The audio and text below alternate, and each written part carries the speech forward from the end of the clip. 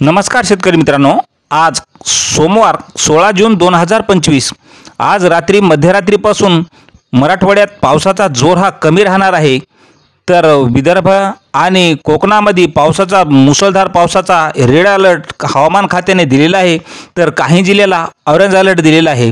पाहूयात याबद्दल सविस्तर माहिती आपल्या। तर शेतकरी मित्रांनो, हवामान खात्याने वर्तवलेल्या अंदाजानुसार आज रात्रीला रायगड जिल्ह्यात मुसळधार ते अतिमुसळधार पावसाची शक्यता असल्यामुळे सावधगिरीचा इशारा म्हणून रेड अलर्ट जाहीर केलेला आहे। तर रत्नागिरी, सिंधुदुर्ग, पुणे घाटमाथा, सातारा घाटमाथा, कोल्हापूर घाटमाथा या भागात जोरदार पावसाची शक्यता असल्यामुळे दक्षतेचा इशारा म्हणून ऑरेंज अलर्ट जाहीर केलेला आहे।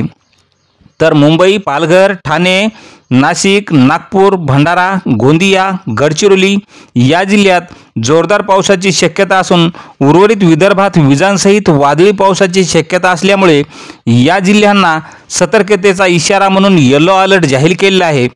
पण आज दुपारनंतर आणि रात्रीपासून मराठवाड्यातल्या सर्वच जिल्ह्यामध्ये पावसाचा जोर हा कमी होणार आहे।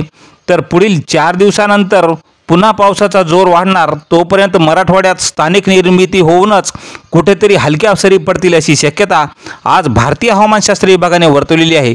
तर मित्रांनो, विनंती आहे अशा चॅनल माहितीसाठी सबस्क्राईब करा। धन्यवाद।